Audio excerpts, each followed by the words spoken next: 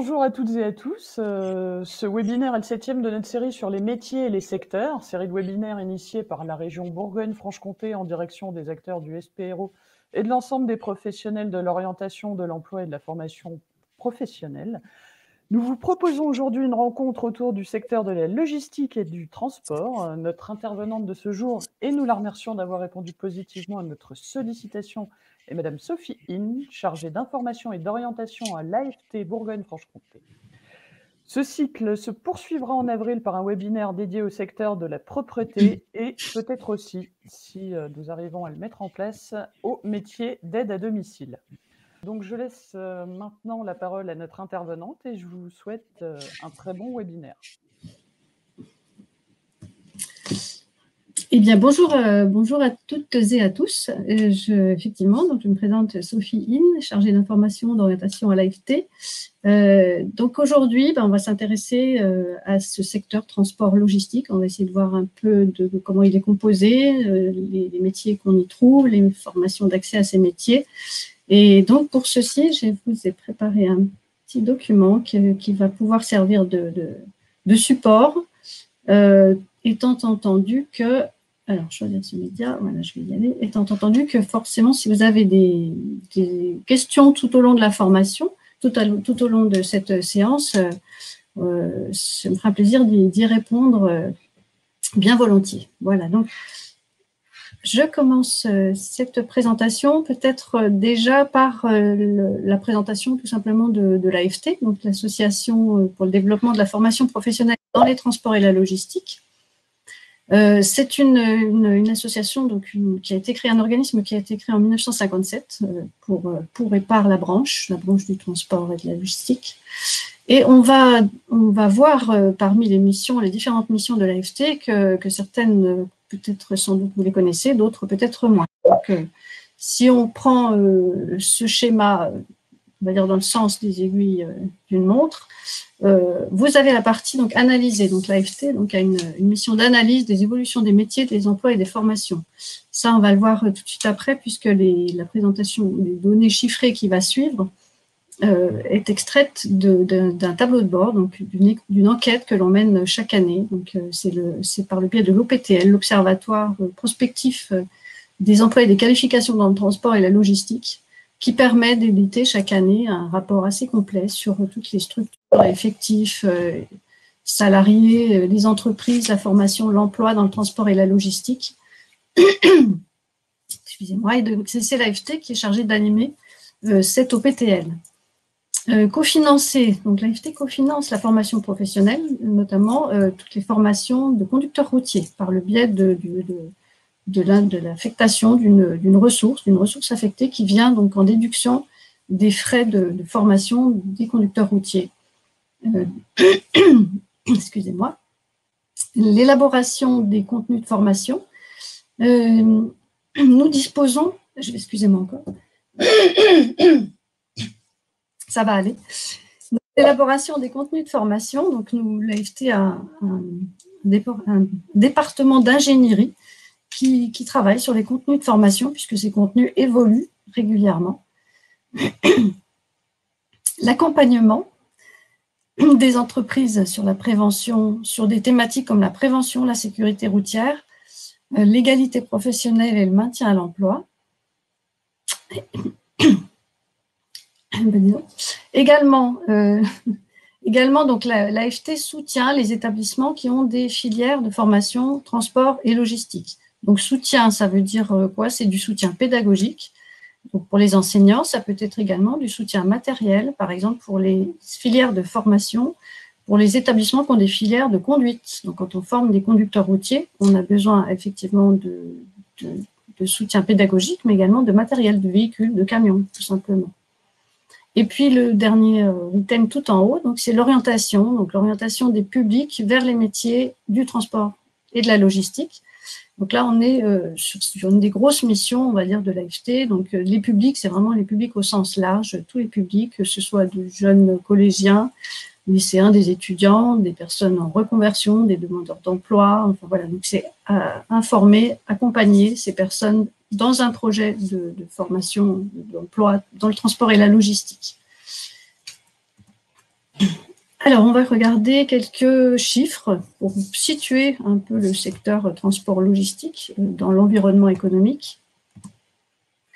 Et pour commencer, peut-être une petite définition, enfin peut-être aussi de savoir de quoi on parle quand on parle de logistique ou de transport. En fait, on entend aussi maintenant parler de supply chain, et finalement la supply chain, c'est l'ensemble de tous les moyens, les méthodes qui sont mises en place pour faire en sorte qu'un produit soit donc au bon endroit, dans les meilleures conditions, dans les meilleurs délais, au moindre coût.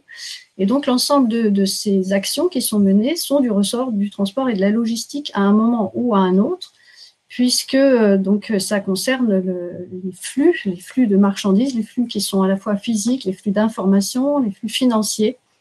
Et ça concerne dans ces actions-là, ces moyens, ces méthodes, elles concernent tous les domaines de l'approvisionnement jusqu'à la distribution finale, en passant par la partie stockage. Donc c'est à tous ces niveaux de l'approvisionnement, le stockage, la distribution, la gestion des flux qu'on va trouver tous les métiers qui composent le transport et la logistique. Donc voilà, c'est donc stratégique effectivement. Pour illustrer, on va dire, cette partie, ce que c'est que le transport et la logistique, on a coutume de dire, on a une expression qui a coutume de dire qu'il y a une partie visible et une partie invisible d'un iceberg. Donc, comme vous pouvez le voir peut-être sur votre écran, sur la partie haute, ce qui est visible pour nous tous, ce sont les camions qui circulent, ce sont les entrepôts, ce sont les conteneurs. Ça, c'est ce que nous voyons. Par contre, en dessous, la partie immergée, donc qu'on ne voit pas, mais qui existe et qui emploie et qui fait fonctionner toute la chaîne logistique, c'est donc tout ce qui se trouve en dessous, l'identification des besoins, l'analyse des solutions logistiques à mettre en place pour répondre à ces besoins, le pilotage des approvisionnements, le suivi des opérations, le pilotage du stockage, de la distribution des produits finis. Voilà, donc toutes ces thématiques qui sont ici font que toutes les personnes, donc des salariés, œuvrent pour répondre à notre demande de clients. Et voilà. De quoi parle-t-on également quand on parle d'activités du secteur transport logistique? On va avoir donc les activités qui sont sur la gauche, le transport de marchandises, le transport de voyageurs, les prestations logistiques, les organisateurs de transport. Et là, il y a deux grands types d'acteurs qui rentrent en ligne de compte. Ce sont les transporteurs logisticiens qui sont là, on parle d'entreprises spécialisées du logistique.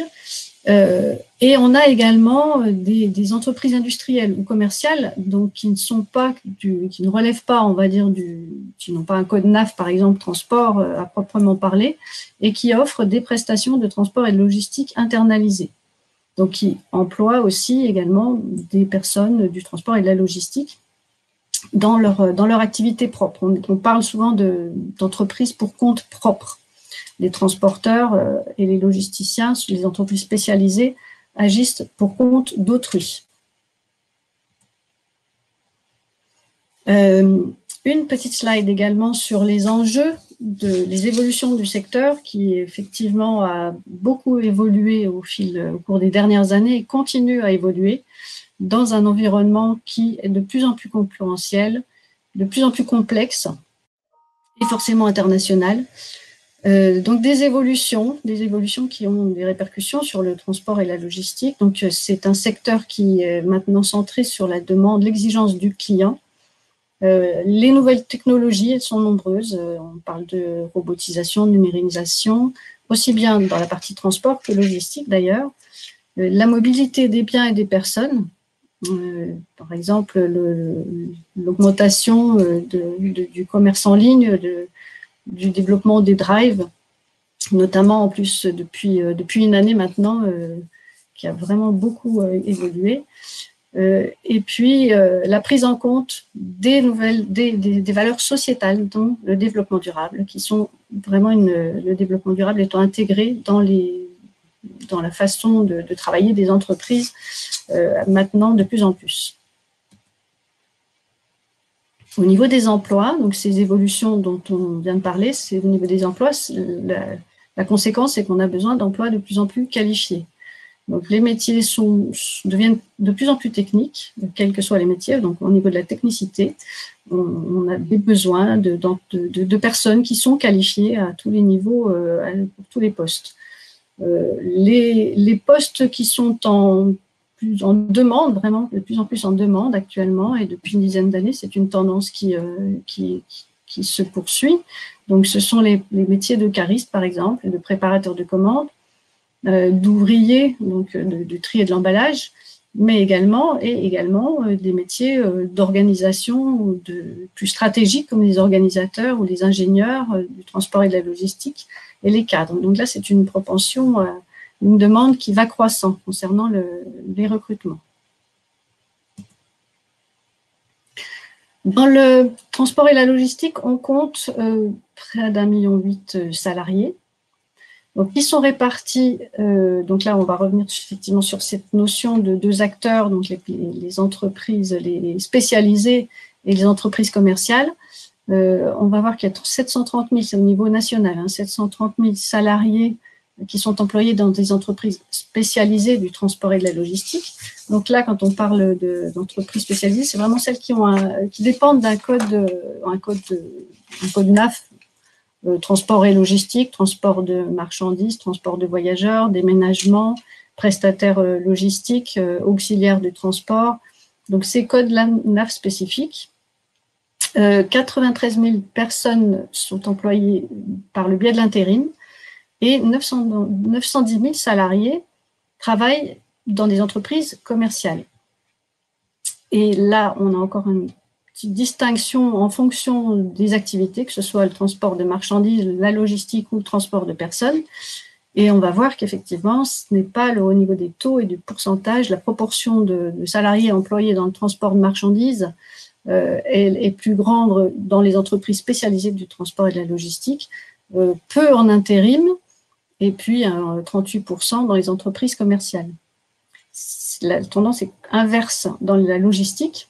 On n'a que 14% de salariés qui sont employés en logistique dans les entreprises spécialisées, 9% en intérim et 76% cette fois-ci dans les entreprises commerciales. C'est là qu'on voit bien le caractère transversal en fait, des fonctions de la logistique. Et pour le transport de personnes, là également, 77%, plus de 77% de salariés sont employés dans des entreprises spécifiques de transport de voyageurs, par exemple, 1% seulement en intérim et 21% dans des entreprises commerciales. Donc, dans ces entreprises, ces fameuses entreprises commerciales qui sont finalement des entreprises qui travaillent pour leur compte propre, donc c'est 910 000 salariés, on va en retrouver une majorité dans les services marchands, 32% dans le commerce, 25% dans l'industrie, les entreprises industrielles, et 4,3% dans la construction. Au niveau des établissements, toujours au niveau national, on dénombre 39 714 établissements en France. Concernant leur répartition par taille, on voit là très clairement que ce sont vraiment des très petites, jusqu'à 50 salariés, on va dire de 1 à 5, 6 à 9, 10 à 49 salariés, qui emploient le plus de personnes, mais où il y a le plus d'établissements surtout. Donc 41% des établissements de 1 à 5 salariés. On est vraiment sur une structure de petites, très petites entreprises. Seulement 7,6% des établissements ont plus de 50 salariés. Donc ça, c'est une répartition qu'on va retrouver également au niveau régional, on va le voir. Un petit focus sur le commerce en ligne, évoqué tout à l'heure un petit peu. Donc ça, effectivement, c'est une façon de consommer, une habitude de consommation qui a complètement changé depuis quelques années, qui change encore maintenant. Donc c'est une chose à prendre en compte parce que ça bouscule un petit peu la façon aussi de travailler des entreprises. La France se situe au 2e rang européen des ventes en ligne, 500 millions de colis livrés en 2017 en augmentation. Surtout, ce qui est important peut-être à souligner, c'est le nombre d'emplois qui sont générés par le commerce en ligne. Ces emplois donc, et ces prévisions sont en hausse constante, ainsi que le nombre de sites marchands qui sont répertoriés. Et quand on parle de e-commerce, on ne parle pas uniquement des géants du e-commerce et des plateformes logistiques bien connues qu'on cite souvent. On a également beaucoup de structures, de petites structures, de sites marchands qui se sont mis eux aussi au commerce en ligne pour pouvoir répondre aux attentes des consommateurs. Et sur la droite, vous avez le chiffre d'affaires, le schéma qui représente le chiffre d'affaires annuel du commerce en ligne sur les 20 dernières années, qui, au-delà finalement du chiffre lui-même de 112 milliards d'euros en 2020, c'est plutôt représentatif de par sa courbe. C'est vrai que c'est une courbe très ascendante depuis de nombreuses années. La tendance continue. Je pense qu'effectivement aussi avec la crise sanitaire que l'on subit depuis un an, certaines habitudes ont changé aussi. Des personnes qui ne faisaient pas appel, qui n'utilisaient pas le commerce en ligne, l'utilisent maintenant. Et donc ça, c'est surtout synonyme au niveau des emplois, de besoins particuliers sur des emplois types pour répondre à ces demandes de préparation de commandes, de livraison. Et donc là, c'est surtout à ce niveau-là que c'est intéressant de le souligner. Si on se penche un peu maintenant sur notre région Bourgogne-Franche-Comté, on va regarder quelques chiffres qui peuvent être intéressants également. Au niveau des salariés, donc on a 29 330 salariés. Je précise, c'est vrai que j'aurais peut-être pu le faire avant, que ces données, que ce soit au niveau national ou régional, ce sont les données actuellement qui sont au 31 décembre 2018 et qui sont extraites d'ailleurs du fameux tableau de bord dont je vous parlais, donc le rapport de l'Observatoire, le rapport OPTL annuel. Le dernier en date est celui dont je vous présente les chiffres, mais le prochain, le tableau de bord 2020, est actuellement en cours de finition, donc il va être présenté très prochainement au mois d'avril. Et donc les chiffres qui sont donnés ici seront un petit peu différents, mais je vous indiquerai d'ailleurs où aller trouver ces tableaux de bord chaque année, donc depuis de nombreuses années. Donc il y a ce document qui est édité, qui en fait fait appel à une enquête qui est menée auprès d'entreprises de la région, dans chaque région. Et puis les données sont également complétées par des données INSEE, ACOS, de Pôle emploi, etc. Donc c'est vraiment un document assez complet concernant les structures, les établissements, la composition des établissements, les salariés, les différentes familles professionnelles, la formation également. Donc vous allez pouvoir y trouver de nombreuses données intéressantes. Donc là, on est sur les dernières qui étaient présentées, enfin qui sont disponibles. Et le prochain tableau de bord arrive tout prochainement, mais vous en serez informés, bien sûr, dès qu'il sera paru. Donc, au niveau de la région Bourgogne-Franche-Comté, on était jusqu'au 31/12/2018, en attendant les prochains chiffres, à 29 330 salariés, qui représentent 2,6% des effectifs nationaux. Et ces effectifs sont quand même en hausse depuis quelques années, en légère hausse, mais donc on est sur une tendance d'augmentation des effectifs de la branche. Au niveau des recrutements également, sur la droite, vous avez le chiffre des recrutements qui avaient été effectués en 2018, un taux qui est également en hausse. La structure des établissements, donc on retrouve cette même caractéristique, c'est-à-dire une grande majorité de petites, très petites et de moyennes entreprises, 54% d'entreprises de 1 à 9 salariés et 37% pour les jusqu'à 50 salariés, 8% seulement d'entreprises de plus de 50 salariés. Là également un petit détail, un petit focus sur les effectifs répartis cette fois-ci par activité et par département. Donc, on retrouve les différentes activités qui composent le transport et la logistique, à savoir le transport de marchandises, de voyageurs, le déménagement, la location, l'allocation, c'est-à-dire l'allocation de camions avec chauffeur ou l'allocation bail, par exemple. Les auxiliaires de transport, qui sont les opérations, les activités de messagerie ou d'affrètement, les prestataires logistiques et le transport sanitaire. Le transport sanitaire qui fait également partie de la Convention collective nationale du transport routier et des auxiliaires de transport. Donc, sans surprise, on voit que les effectifs se concentrent sur les départements, donc pour le territoire Franche-Comté, pour le département du Doubs, à 49%, et puis également pour la Bourgogne sur la Saône-et-Loire et sur la Côte d'Or.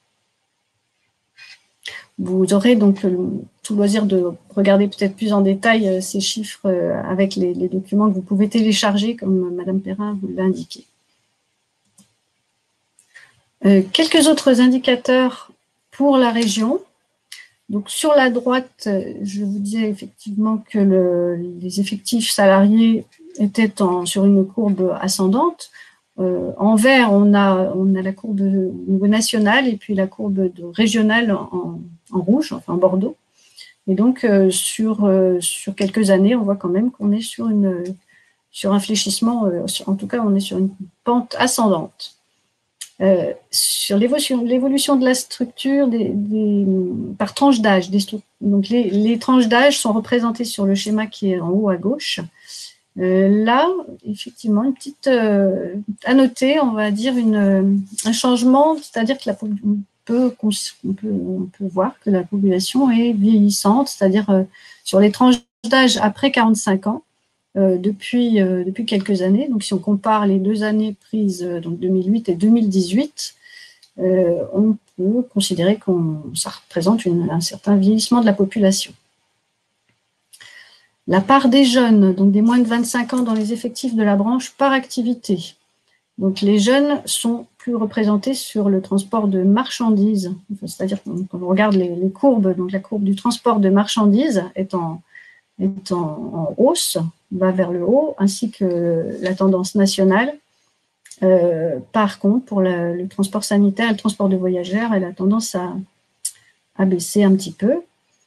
Et puis, le dernier schéma en bas, enfin pas schéma, le tableau en bas à droite, c'est la répartition par famille professionnelle et surtout avec le taux de féminisation. Donc, c'est un peu petit, je vous l'accorde.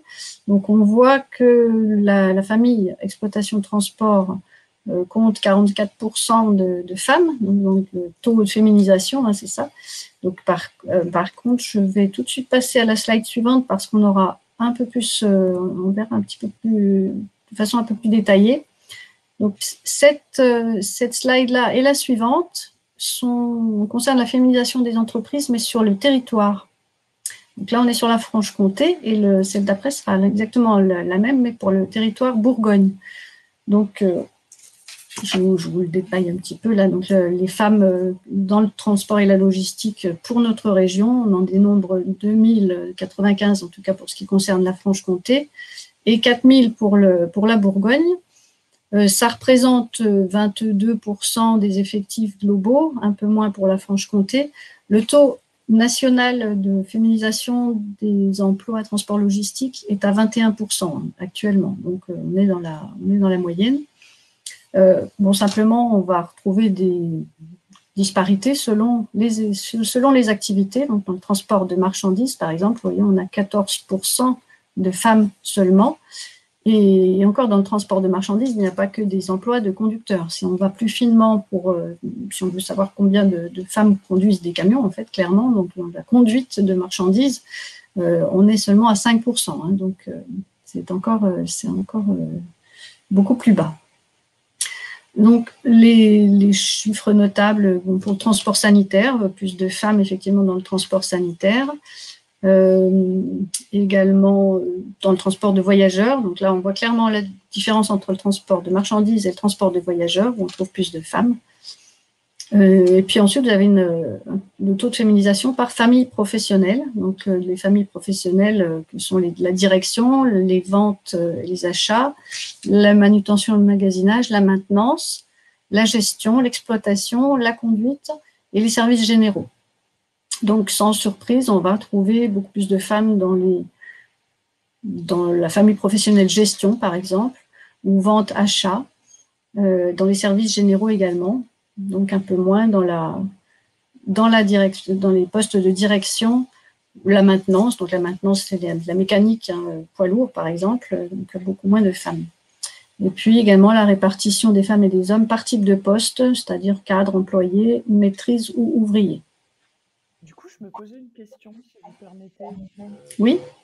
Est-ce que ce chiffre et ce taux est en augmentation nette depuis quelques années ou pas? En augmentation, mais pas nette, hein, en légère augmentation. D'accord. C'est une tendance à l'augmenter, oui, quand même, tout de même, parce qu'il y a de nombreuses actions qui sont menées pour valoriser ces métiers auprès des femmes. Montre également que ces métiers ont évolué. Et donc, ils sont, comme tous les métiers sont mixtes, effectivement, hein, mais il y a toujours des clichés qui perdurent, ça c'est certain.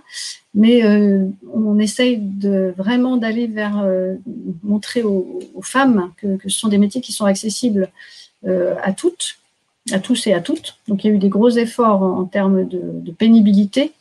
Donc, on est, voilà, c'est une augmentation, certes légère, mais qui est quand même bien là. Et qui est continuelle d'année en année? Comment? Qui est continuelle d'année en année? Oui, c'est continuel. Hein. Il n'y a pas de fléchissement, on ne redescend pas. C'est soit stable ou en augmentation, en légère augmentation. D'accord, merci beaucoup. Il y a pas on ne retourne pas en arrière, on ne revient pas en arrière, on est vraiment sur plutôt une pente doucement ascendante. Merci. Et les entreprises, oui, effectivement, votre intervention me fait penser à vraiment insister sur le fait que les entreprises aimeraient avoir plus de femmes dans leurs effectifs et font elles-mêmes de leur côté, ont des actions pour essayer de valoriser leur métier et de faire venir plus de femmes, déjà de jeunes filles dans les formations et de femmes dans les entreprises. La dernière slide de cette première partie concerne la localisation des emplois. Donc là, bon, on résume un petit peu, effectivement, mais enfin, on reconnaît quand même les gros pôles d'activité qui sont autour des grosses agglomérations, des plus grosses agglomérations, celles où on va retrouver des plateformes logistiques et des entreprises de transport. Voilà, donc pour cette première partie, je crois. Oui. Est-ce que du coup, vous avez des questions? Est-ce qu'il y a eu des questions sur cette première partie?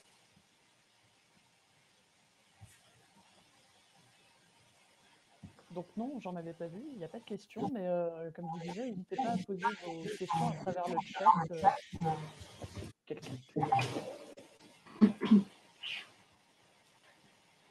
Alors là, il faut que je termine ce partage-là et que je fasse un autre partage peut-être. C'est ça.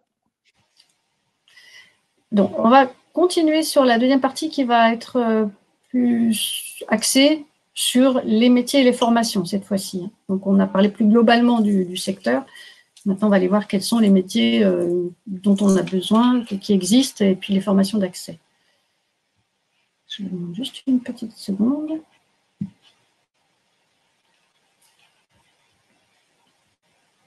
Voilà, est-ce que la première slide est à l'écran?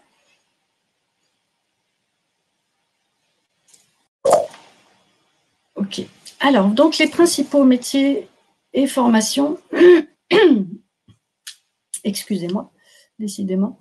Donc, les principaux métiers et formations dans le transport et la logistique. Donc, on va s'attarder sur certains métiers seulement, hein, sachant qu'on a coutume de dire qu'on dénombre plus de 50 métiers dans le transport et la logistique. Donc, on ne va pas pouvoir tous les passer en revue. Mais par contre, il y a quand même des métiers qui sont les plus recherchés que d'autres, pour lesquels il y a plus de besoins. Donc, on va surtout s'arrêter sur les métiers de la conduite, que ce soit dans le transport de marchandises ou de personnes, les métiers des opérateurs de la logistique et les métiers de la gestion des flux. En préambule, cette phrase qui indique que les métiers se définissent plus par les missions qui sont réellement exercées que par l'intitulé, tout simplement parce que c'est vrai qu'on va retrouver de nombreux intitulés qui quelquefois sont similaires, surtout dans la partie logistique. Donc, on peut se poser quelquefois des questions à savoir quelles sont les différences, et ça va aussi être beaucoup justement en fonction des missions exercées de l'entreprise, de l'établissement dans lequel ces postes sont exercés. Donc, le transport logistique, c'est un environnement qui est en pleine évolution et ça a un impact forcément sur l'emploi. Donc, on a parlé déjà tout à l'heure dans la première partie rapidement de ces évolutions, de l'automatisation, de la mécanisation des entrepôts, développement de l'intelligence artificielle, de la digitalisation des flux, également concernant la conduite, vraiment toute l'évolution technologique liée aux véhicules. Donc, c'est vraiment des nouvelles compétences techniques là, qui sont attendues, techniques et comportementales. Et ça, surtout, ça veut dire qu'on a besoin d'une élévation des compétences et des niveaux requis. Même pour les opérateurs, donc à tout niveau, hein, pas simplement pour des postes d'ingénieurs ou de chefs de projet, pas seulement au niveau de la conception des process, mais vraiment aussi au niveau de tous les opérateurs. L'objectif étant d'avoir des femmes, des hommes qui soient capables de prévoir, de concevoir, déployer, de coordonner et de calculer la gestion des flux, une gestion optimale. Donc en logistique, on entend souvent parler d'optimisation, c'est le maître mot et effectivement là il s'applique bien. Donc, on va s'attarder un peu sur les métiers du conduite de marchandises. On verra quels sont ces métiers, les différents métiers qui le composent, les impératifs pour y accéder et les formations. Le transport de marchandises sont des activités qui peuvent être très diverses. Donc là, on a quelques exemples de transport routier sur véhicules en transport de marchandises, de la messagerie, du transport frigorifique, on a du transport de bennes, transport de matériaux, du transport de gaz. Donc là, vraiment, déjà, on a des activités qui sont complètement différentes les unes des autres, même si à la base, le métier de conducteur routier, c'est le même, mais l'activité de l'entreprise peut faire différer vraiment beaucoup l'exercice du métier. Donc, encore quelques exemples de transport de citernes, transport d'engins, transport de grumes, transport en plateau. Donc, à chaque fois, des véhicules différents, donc avec une formation de base, mais après également des formations complémentaires pour prendre en charge ces différents types de transport, comme la citerne, par exemple, qui va nécessiter d'être formé aux matières dangereuses, en plus d'avoir un permis adapté. Au regard de la famille professionnelle conduite et ses sous-familles, voilà, les sous-familles, ça va être les conduites, le déménagement, la longue distance, la messagerie, les conducteurs en véhicules utilitaires légers, les convoyeurs de fonds, qui font également partie des conducteurs, hein, donc de marchandises. Et la grosse majorité, enfin plus de 50% des conducteurs travaillent en courte distance ou en régional. Et ça, c'est peut-être important de le dire à ce stade-là, parce que 50% des conducteurs, ou bien en messagerie également, quand on accumule en fait ces taux que sont la courte distance, le régional, la messagerie, on va arriver à une majorité de conducteurs qui en fait vont être sur un périmètre régional. Et ça a pour conséquence, en fait, simplement, ça veut dire que ce sont des conducteurs qui vont rentrer tous les soirs chez eux. Les conducteurs en longue distance ne sont pas majoritaires. Donc, les conducteurs en longue distance, ceux qui vont être amenés à être ce qu'on appelle faire des découchés, ne pas être chez eux tous les soirs. Ça, simplement, pourquoi c'est important? Parce que c'est vrai qu'actuellement, on a des jeunes maintenant, ou même des moins jeunes, qui sont peut-être réticents à l'idée de devoir mettre de côté une vie de famille, une vie sociale. Eh bien, du fait de la transformation, entre guillemets, de cette famille professionnelle conduite au fil des années, la donne a quand même bien changé. Donc, effectivement, le marché, enfin, on va dire le pavillon français a un peu évolué et les entreprises de transport sont plus concentrées maintenant sur du transport régional, local, que sur de l'international qui est plus occupé par d'autres pays que la France. Alors, les impératifs. pour exercer le métier de conducteur routier. Donc déjà, il faut être apte médicalement. Donc il y a une visite médicale chez un médecin agréé qu'on doit renouveler tous les 5 ans. Il faut avoir un véhicule adapté au véhicule que l'on conduit, un permis valide. Et en plus de ça, donc, il y a d'autres obligations. Donc, il faut avoir une carte de qualification de conducteur, une CQC, donc, qui atteste que le conducteur est bien en règle par rapport aux formations obligatoires du transport de marchandises. Donc, la carte de qualification conducteur, CQC, n'est pas la même que la carte de chronotachygraphe. On parle aussi quelquefois pour cette troisième carte d'une carte conducteur. En fait, c'est la carte de chronotachygraphe qui est insérée dans un boîtier, dans un lecteur, le chronotachygraphe numérique, et qui enregistre les faits, les gestes, les temps de conduite, les temps de repos, la vitesse, qui enregistre toutes les données de conduite du véhicule.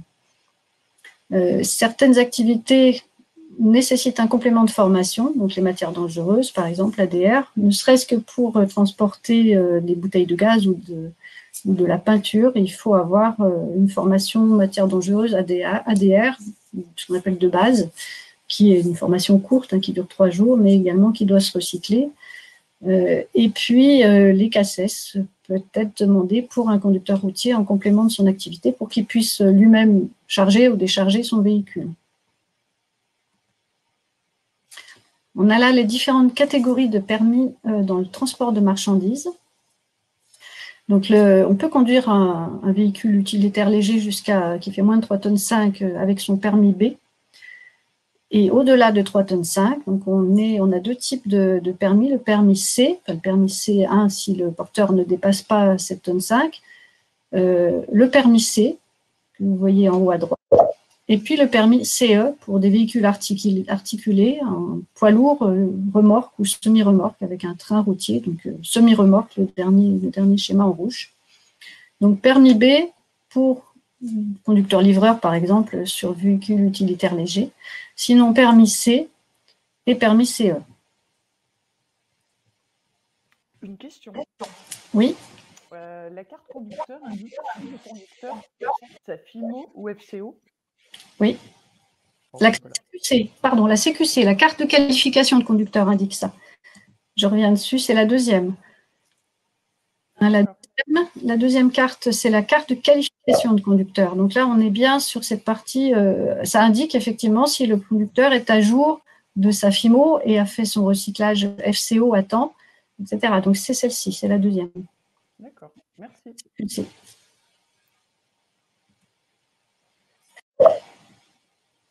Les formations pour devenir conducteur routier de marchandises. Donc, tout à fait à gauche. Comme je le disais, il faut déjà avoir le permis adapté au véhicule que l'on conduit. Donc, permis C pour le porteur, permis CE pour l'articulé.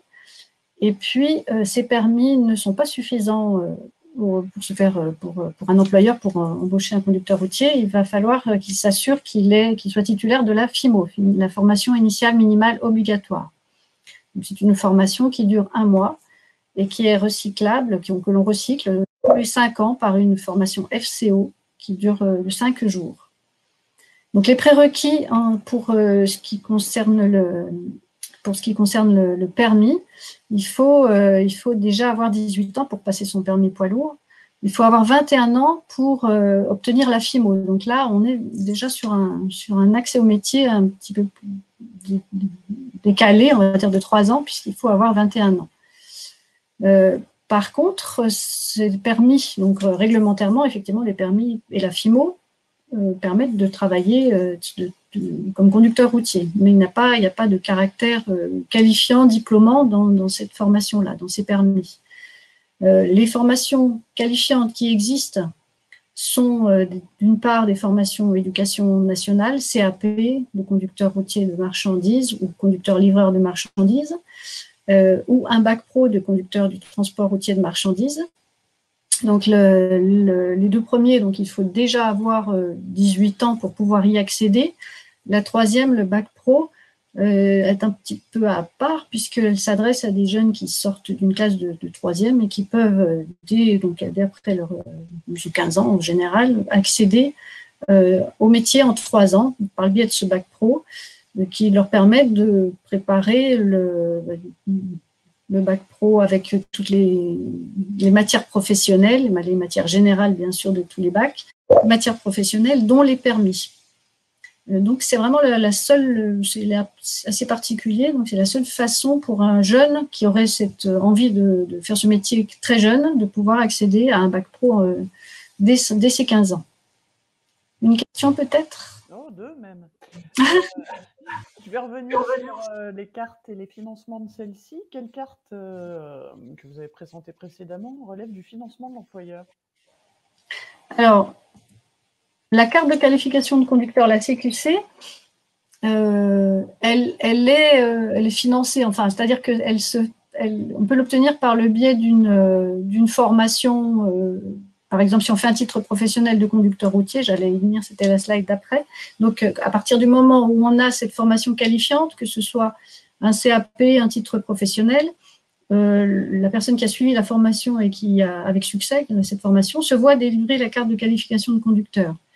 Après, quelqu'un qui a passé son permis dans une auto-école et qui veut passer, qui veut passer sa FIMO, donc il passe sa FIMO, et à l'issue de cette FIMO, on va lui délivrer sa CQC. Donc, c'est le financement de cette FIMO, en fait, surtout qu'il faut savoir qui aura financé cette FIMO. Je ne sais pas si je suis très claire. Et qui dépendra du statut de la personne, du coup. Qui dépendra du statut de la personne. Donc, voilà, ce n'est pas l'employeur à proprement parler. Alors, si un employeur, si par exemple, prenons le cas d'un employeur qui fait une promesse d'embauche à une personne qui a ses permis mais pas sa FIMO et qui se dit, bon, voilà, il n'a plus que sa FIMO à passer. Quand il aura sa FIMO, je peux l'embaucher. Je vais lui faire une promesse d'embauche. Donc, ça va déclencher un financement pour cette partie FIMO, peut-être. Donc, dans ce cas-là, ça va être un financement, c'est même pas un financement employeur, on va dire. D'accord. Donc, sinon, la carte chrono, c'est la personne qui doit faire la démarche personnellement sur le site de Chronoservice, donc le salarié qui va faire lui-même sa démarche, s'inscrire sur Chronoservice pour faire sa demande de carte conducteur, la carte de chrono, qui peut être prise en charge par l'employeur également, hein, si le salarié est déjà dans une entreprise. C'est vrai qu'on est à chaque fois sur la différence entre est-ce que la personne est demandeur d'emploi ou est-ce que la personne est déjà en poste.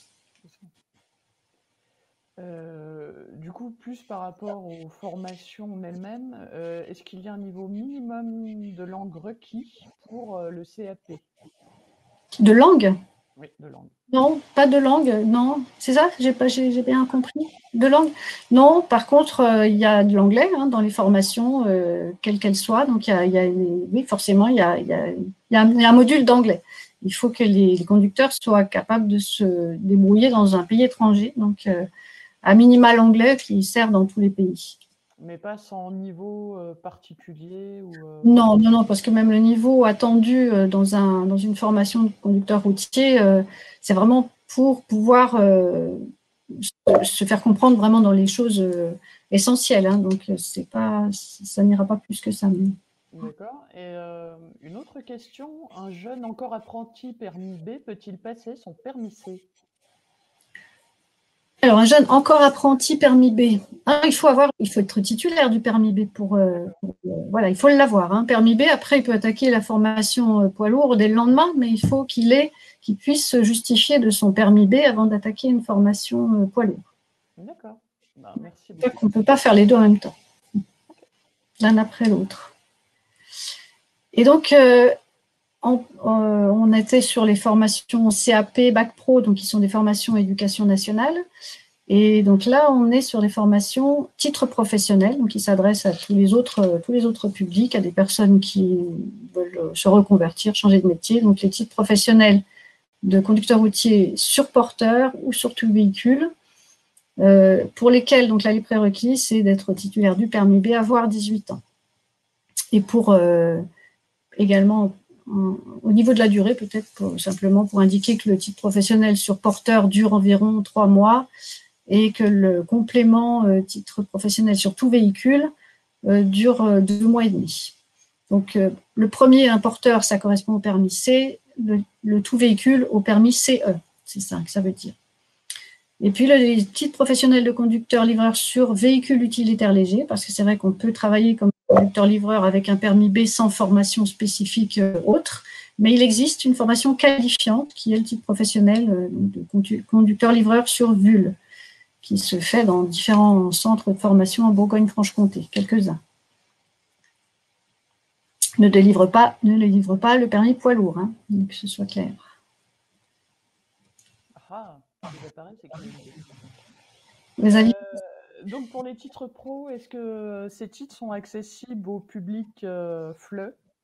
Et y a-t-il un minimum à A2, B1 ou plus exigé? Les centres de formation s'assurent que toutes les personnes qui veulent accéder à cette formation aient les moyens de la suivre correctement, c'est-à-dire un minimum requis de compréhension écrite et orale.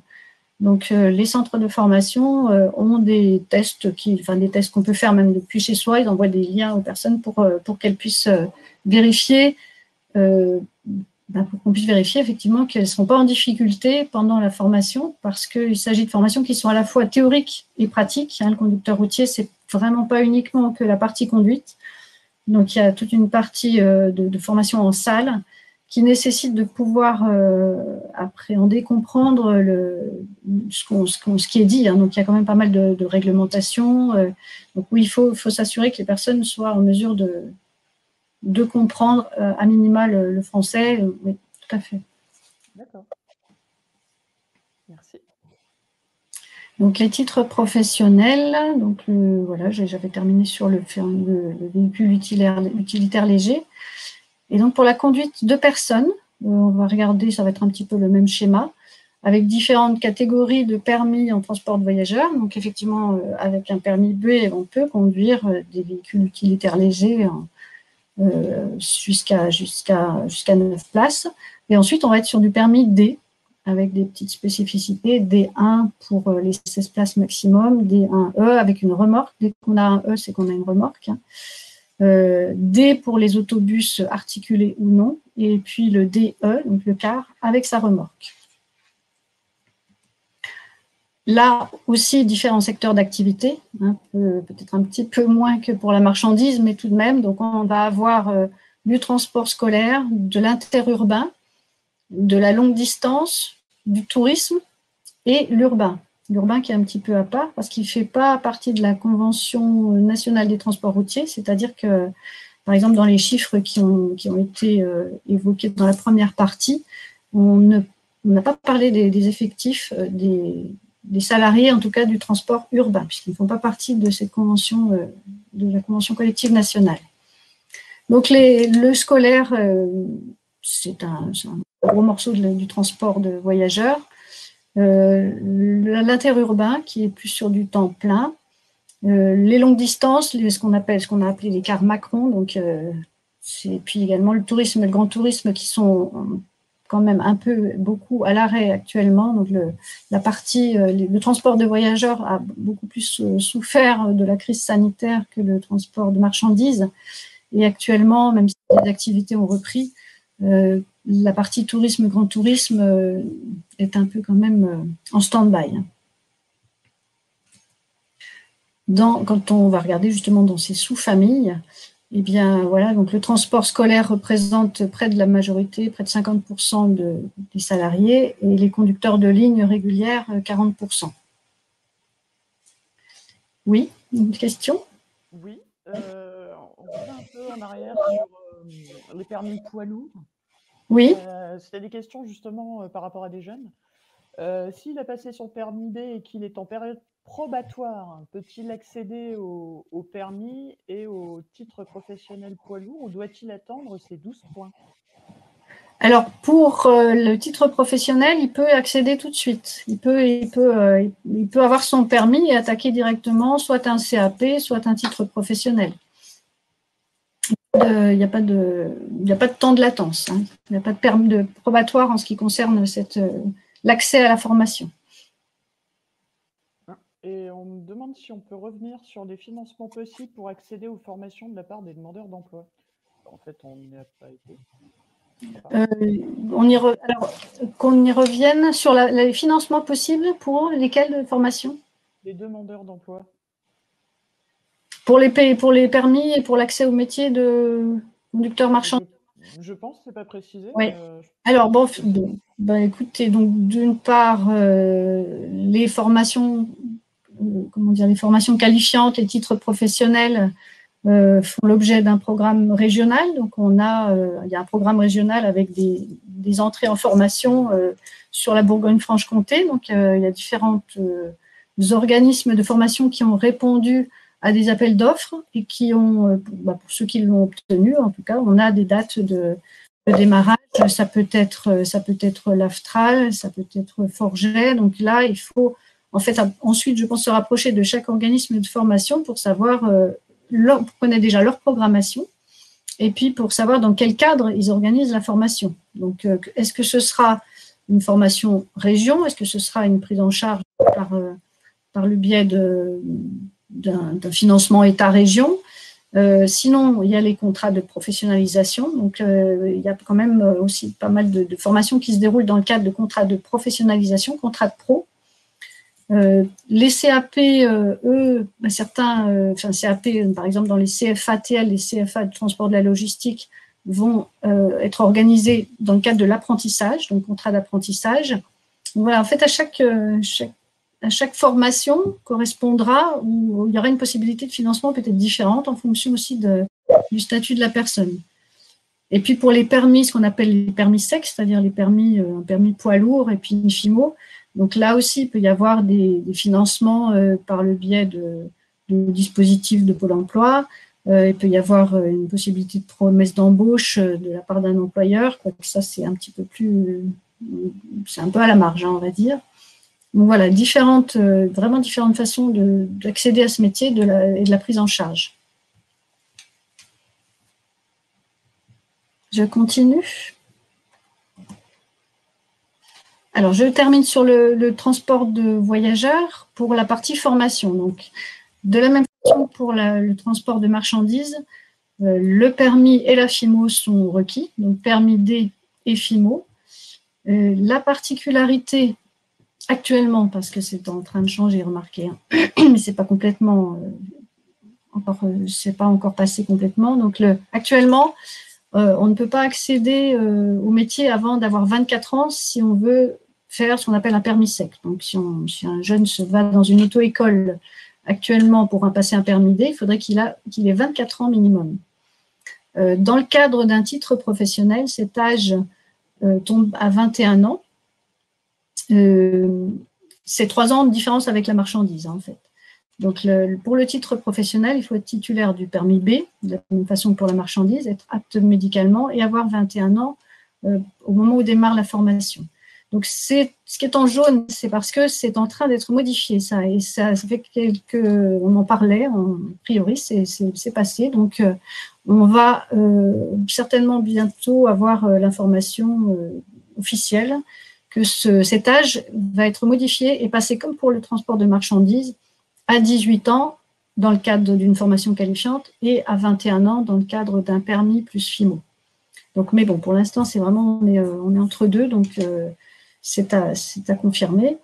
Donc sinon, pour le titre professionnel de conducteur en transport en commun sur route, qui fait 420 heures, c'est 3 mois et demi de formation. Donc, de la même façon, on est sur une formation à la fois théorique et pratique, pour lesquelles, même chose, il faut pouvoir suivre les cours théoriques, donc avoir une certaine, bien comprendre le français, hein, c'est ça en fait. Donc pareil, des titres professionnels de transport en commun sur route, dans des centres de formation, soit en contrat de pro, soit dans le cadre d'une convention, d'une formation, d'un lot région, d'une formation prise en charge par la région, avec le programme régional 2021. Les métiers d'opérateur logistique, je vais accélérer un petit peu parce que je vois que leur file. Donc, les métiers d'opérateur logistique, Alors là, on est sur des métiers donc qui concernent la réception, la préparation, par exemple un préparateur de commande, un agent d'entrepôt, un magasinier cariste. Voilà, ce sont des métiers vraiment qui sont liés à la marchandise dans l'entrepôt. Donc, différentes missions, l'agent d'entrepôt qui va affecter les produits aux emplacements prévus, qui va assurer la rotation des produits, le préparateur de commande, donc métier en forte demande actuellement, donc qui va se charger de la préparation, de l'emballage et de la préparation pour l'expédition de sa commande. Le magasinier cariste, qui s'occupe du chargement et du déchargement des véhicules quand ils arrivent, par exemple dans une entreprise. Un schéma ensuite sur les CACES, parce que pour ces métiers d'opérateurs de la logistique, que ce soit agent de quai, préparateur de commande, magasinier ou cariste, la caractéristique, c'est qu'il faut être titulaire d'un ou de plusieurs CACES, les CACES étant les certificats d'aptitude à la conduite en sécurité. Donc, différentes catégories en fonction du chariot élévateur que l'on va piloter, qu'on va utiliser. Et donc également une obligation de recyclage tous les 5 ans. Donc les CACES, on va dire les plus demandés, les plus utiles dans les entreprises au niveau des entrepôts, sont les CACES catégorie 1, qui correspond au transpalette pour le préparateur de commande, par exemple, 3 et 5 pour ce qui concerne les chariots à élévation, au-delà d'1 mètre du sol. Donc, des formations courtes, donc un CACES par exemple 1, 3, 5, on va avoir 5 jours de formation. Formation réglementaire, et là encore une fois, pas de caractère de diplôme à ce niveau-là, mais plutôt ces CACES peuvent être inclus dans des formations qualifiantes elles-mêmes, et on va les voir un petit peu plus loin. Donc voilà, tout à fait. Donc, les formations pour devenir opérateur logistique, les formations qualifiantes, hein, donc des titres professionnels d'agent magasinier, de cariste d'entrepôt, préparateur de commande, ou un CAP opérateur logistique, qui sont des formations de niveau 3. Et puis de niveau bac, un titre professionnel technicien en logistique d'entreposage, TLE, ou un bac pro logistique, qui sont donc des formations de niveau 4. Donc ces formations-là, qui sont elles-mêmes pas diplômantes, on est sur des diplômes, que ce soit éducation nationale ou titre professionnel, validation au ministère du Travail. Ces formations incluent dans leur programme le ou les CACES nécessaires pour le métier. Un CACES, un titre professionnel cariste d'entrepôt, il va y avoir les CACES 1, 3 et 5. Le titre professionnel préparateur de commande, il va y avoir le CACES 1, donc pour le transpalette. Là, les prérequis, c'est d'être apte médicalement à la conduite de chariot et d'avoir 18 ans. Il n'est pas nécessaire d'avoir un permis voiture, un permis B, pour pouvoir faire ces formations. Les métiers maintenant des gestionnaires de flux, donc les organisateurs de transport et les gestionnaires de flux en logistique. Donc, si on reprend notre schéma de départ sur les activités, on va regarder en fonction des activités, les métiers, qu'on appelle les métiers d'organisateurs ou de gestionnaires de flux. Et là, on a des métiers d'agents d'exploitation pour la partie transport, d'affréteur, d'agent de transit, de déclarant en douane. Et dans les prestations logistiques, les métiers de gestionnaire de stock ou pilote de flux logistique, donc, etc. Donc, quand je vous disais au tout début qu'on pouvait avoir des intitulés, des libellés de postes différents, il y en a vraiment de multiples, mais quelquefois, on va retrouver des similitudes dans les missions exercées. Et puis, dans l'offre, on a également des métiers de commercial en transport logistique avec des formations qui mènent à ce métier de commercial qui est à la fois commercial et technique. Cette information sur la cartographie des métiers par niveau d'expérience pour ces métiers de la gestion des flux du transport. Donc, des jeunes diplômés ou des personnes qui ont moins de 2 ans d'expérience, les métiers concernés, exploitant en transport, affréteur, agent de transit, déclarant en douane, approvisionneur, gestionnaire de stock. Ensuite, avec expérience ou des jeunes cadres, on a des métiers de pilote de flux, d'analyste logistique, consultant, de responsable d'expédition, de gestion des stocks, responsable service douane, Et quand on arrive à un niveau de cadre confirmé, ou plus de 5 ans, ou avec des études supérieures, des métiers de supply chain manager, ou de responsable d'entrepôt, de plateforme, de planning, de responsable des achats, d'approvisionnement, etc. Donc, une petite indication sur ces métiers, sur les principaux métiers. L'exploitant, qu'est-ce qu'il fait? Donc, il est l'intermédiaire entre son client, le destinataire et le conducteur. Donc, il va planifier, organiser, mettre les moyens matériels humains en œuvre pour assurer la prestation transport. Il gère l'ensemble des véhicules et des conducteurs et des véhicules de l'entreprise. L'affréteur, lui, c'est l'intermédiaire entre les offreurs et les demandeurs de transport. Et il va organiser de bout en bout la prestation. Il va choisir le ou les modes de transport. Ça peut être du transport routier qui va être également couplé à un autre type de transport. Négocier les coûts, suivre la marchandise. L'agent de transit va être sur les opérations administratives commerciales quand on parle de circulation internationale des marchandises. Le déclarant en douane, lui, il assure spécifiquement toutes les déclarations des marchandises à l'import et à l'export. Le gestionnaire de stock, son métier, lui, c'est l'optimisation des flux, entrée-sortie de marchandises, les inventaires, tout ça à l'aide de logiciels de gestion. Et puis ensuite, les métiers de chef d'équipe, logistique ou pilote de flux, de coordination, on est plus sur du management, de la coordination de différentes équipes logistiques, équipes composées par des caristes, des préparateurs de commandes. Donc, on est là plus sur des fonctions et des qualités de management, suivi d'indicateurs, tableaux de bord, relatifs à la productivité, la qualité. Je vous laisserai peut-être regarder un peu plus en détail quand vous aurez téléchargé le document. Au niveau des formations, sur ces formations donc supérieures, là on est plus sur des formations supérieures, donc on va avoir des formations à partir du niveau bac, en partant du bas, des formations en bac plus 2, donc des BTS par exemple, ou des titres professionnels de niveau bac plus 2 qui sont associés soit à l'organisation du transport, soit à l'organisation de la chaîne logistique. Donc on a par exemple un BTS GTLA, gestion des transports et de la logistique associée pour les transports. On a un titre professionnel de technicien supérieur en méthode d'exploitation logistique.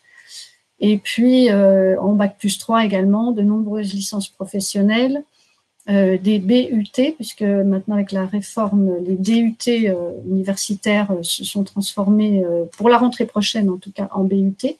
Il y aura toujours une certification intermédiaire en DUT, donc en bac plus 2, mais sinon on est sur un cursus en 3 ans. Et donc on peut aller comme ça jusqu'à un niveau 7, enfin jusqu'à le niveau de diplôme d'ingénieur par exemple, que l'on trouve également en région, on n'est pas forcément hors région, mais là sur notre région Bourgogne-Franche-Comté, on a des formations de diplôme d'ingénieur. Je vous indiquerai également où trouver et où rechercher ces formations sur un site qui est dédié à l'information, l'orientation transport logistique, et on va retrouver toutes ces indications également géographiquement, c'est-à-dire qu'on va pouvoir trouver quelle formation se fait et dans quelle ville et par quel organisme ou par quel lycée, quelle université. Voilà, donc justement, les informations complémentaires qu'on va pouvoir trouver sur différents sites. Donc, le site Choisis ton avenir, c'est celui-ci, donc qui est le portail d'information et d'orientation transport logistique, avec des fiches métiers, des fiches formation, des vidéos. Pour chaque métier également, on va pouvoir trouver des vidéos associées à ces métiers. Un rappel du site OPTL, donc, dont on a parlé au début, l'observatoire, donc optl.fr, on va retrouver les différentes publications au niveau régional comme au niveau national, les guides de l'orientation, les coordonnées de notre équipe de Bourgogne-Franche-Comté, Caroline Lyon, Isabelle Brosse et moi-même. Et puis, une petite dernière information sur des informations que l'on peut mener à distance, qu'on mène en présentiel, bien sûr, toujours, hein, donc sur des informations des publics en présentiel, comme sur les dispositifs DAC, par exemple, sur les différents publics qui sont dans une logique de préparation, d'élaboration de projets professionnels. Donc, le présentiel marche toujours. Donc, j'aime beaucoup d'ailleurs aller à la rencontre des publics, mais également, du coup, on s'est un peu mis à la page en proposant des informations à distance, donc des focus métiers régulièrement sur des thématiques comme celles qu'on vient d'évoquer, dédiés avec un pro où on donne la parole à des salariés qui eux-mêmes vont pouvoir répondre aux questions en chat des participants. Et puis notre page LinkedIn régionale qui fait aussi état des actions régionales que l'on peut mener. Est-ce qu'on a encore un petit peu de temps ou, parce que j'aurais voulu faire un petit partage sur le site Choisis ton avenir, mais ça risque d'être un petit peu long et puis ce sera… Il nous reste 4-5 minutes en fait. Non, mais peut-être plus laisser la place aux questions. Donc les ressources sont là. De toute façon, Choisis ton avenir. L'OPTL, voilà, donc vous avez indiqué différentes ressources, comme aussi l'information sur les métiers de transport logistique, le référentiel qui a été fait par l'APEC et l'AFT, qui rentre plus dans le détail des postes. Voilà. Et ne pas hésiter à vous contacter aussi potentiellement. Ah oui, bien sûr, oui, notre petite équipe bourguignonne et franc-comtoise est à votre disposition.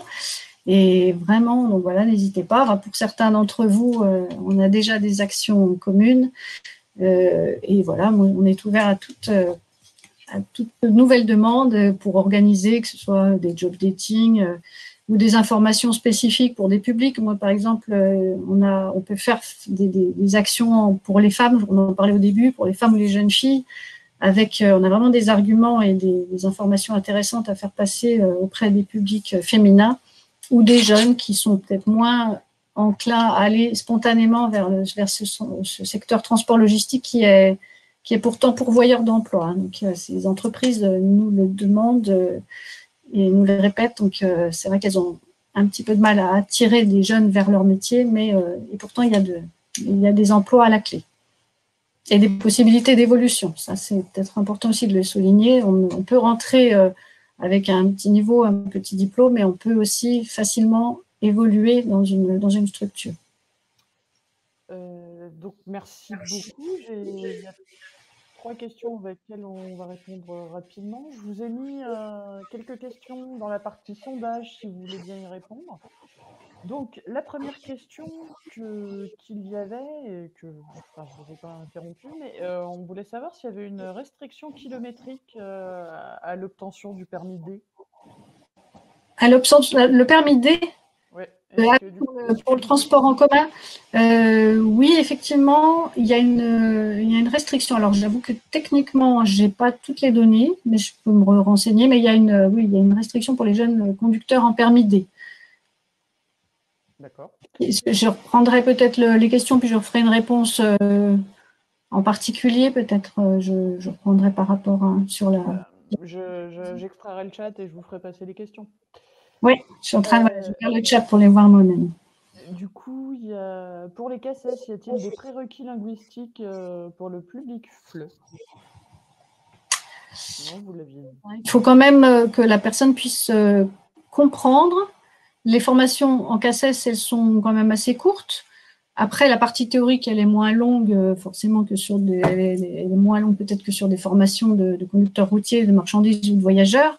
Donc, il y a un niveau minimal de compréhension orale, écrite. La validation du CACES, elle est à la fois sur la pratique, mais il y a une évaluation théorique également. Donc, c'est pour ça que quand on parle du public FLE, je vois qu'il y a eu plusieurs questions concernant ce public FLE. Il faut voir, même dans le public FLE, on a vraiment des niveaux hétérogènes. Donc, il y a des personnes qui vont dans ce public être à même d'intégrer, de suivre la formation, puis d'autres peut-être pas encore ou pas encore. Voilà, c'est pas une porte fermée, mais il faudra peut-être qu'elles soient arrivées à leur niveau minimal de compréhension. D'accord. Il y avait aussi une question sur un chauffeur ayant des années d'expérience sur la route, mais non titulaire du bac, peut-il accéder aux formations de gestion flux niveau 4.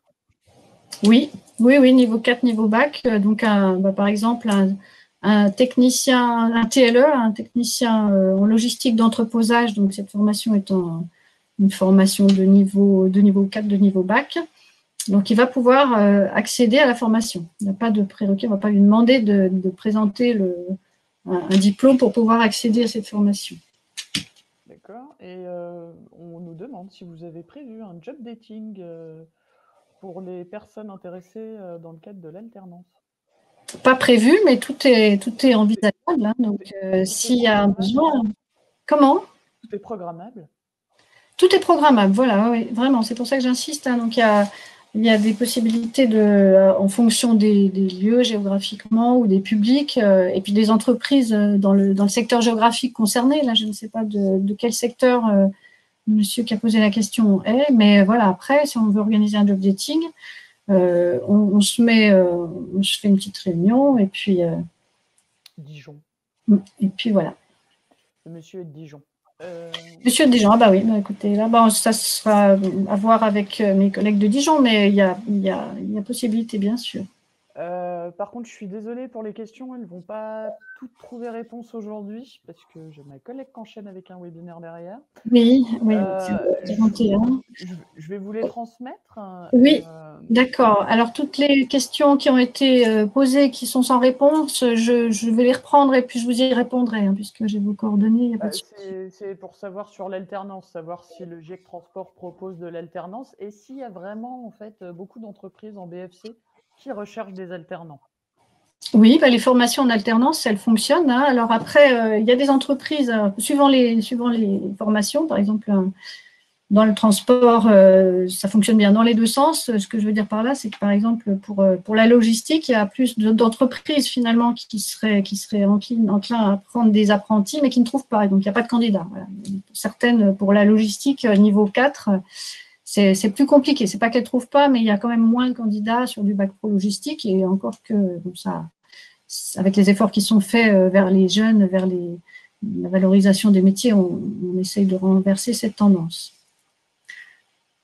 Donc, les entreprises, en tout cas, que ce soit en avant-bac ou en post-bac, sont très intéressées par l'alternance. En plus, il y a des incitations financières assez intéressantes. Donc, je crois que ça a été un peu aussi la chose qui a sauvé la situation à la rentrée dernière, ces incitations financières gouvernementales. Télécharger les documents, une question peut-être. Oui, donc pour télécharger les documents, c'est normalement en haut à droite du document. Vous avez un petit nuage avec une petite flèche pour télécharger. Sinon, n'hésitez pas, demandez-moi, je vous les enverrai. Voilà, on peut vous les faire passer par après. Hein. Il n'y a pas de souci. C'est des PDF, c'est pas trop lourd, donc il n'y a pas de souci. Donc, je vous remercie infiniment pour cette présentation que, oui, j'ai trouvé très, très claire, très intéressante. Merci, sauf au début où j'avais mon chat dans la gorge. Désolée à tous. Il y a toujours des chats quelque part. J'ai juste une petite chose que j'avais oublié de dire, c'est que lundi prochain et lundi d'après, donc le 8 et le 15, c'est le 8 et le 15, c'est ça, il y a encore des places sur les webinaires sur le site Billet Web. Donc, sur les webinaires, lundi prochain, ça va être les métiers de la conduite. Alors, ce sera plus détaillé. Et puis, le lundi suivant sera sur les métiers de gestion de flux, également sur un format uniquement dédié à ça. Donc, une heure, mais dédié à la conduite et aux gestions de flux, le 8 et le 15.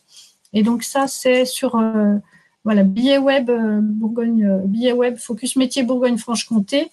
Et il suffit de s'inscrire, c'est gratuit. Et donc, ça, c'est pour les conseillers aussi bien que pour les publics. D'accord. Merci beaucoup. Eh bien, je vous souhaite à tous et tous une très bonne fin de journée. Merci à tous. Merci d'avoir organisé ceci. Merci à vous d'être intervenus. Et puis, un très bon week-end. Un peu anticipé. Merci également. Un bon week-end. Merci, au revoir. Au revoir.